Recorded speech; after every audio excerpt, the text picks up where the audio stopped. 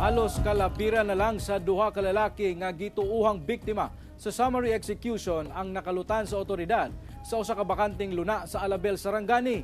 Usa niini nailhan na matud pa sa Kabanay. Dugang detalye sa report ni Efren Mamak. Halos mga bukog na lang ang makita nining duha ka patayng lawas nga nakalutan sa otoridad sa usa ka bakanting luna nga gitamnan og mais sa Purok 5, Barangay Baluntay, Alabel, Sarangani pasado alas 10:45 sa gabi niadtong adlaw sa Pasko. Matod sa Criminal Investigation and Detection Group Sarangani, mga biktima matud pa kini sa summary execution. Nakareceive po kasi kami ng information sir sa aming confidential informant na meron pinilibing na dalawang biktima ng summary execution doon sa isang hukay sir. Pinagpatong po yung dalawang biktima.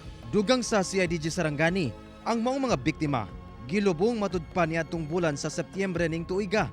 Gipatay matud pa kini sanglit wala kini nakarimit og halin sa ginabaligyang illegal nga droga sa ilang grupo. Ang pagkakasabi po ng aming informant ay meron pong kinalaman sa droga itong dahilan ng pagkakapatay sa kanila dahil nga hindi daw sila nakapag-remit. Ito po kasing grupo sir na iniimbestigahan namin at aming tinutugis din yung ibang mga miyembro nila dahil sa warrant of arrest nila sa pagnanakaw, pagpatay. Usas sa mga biktima na ilhan sa Kabanay pinaagi sa sininan ini og postiso apan for confirmation pa matud pa sa otoridad.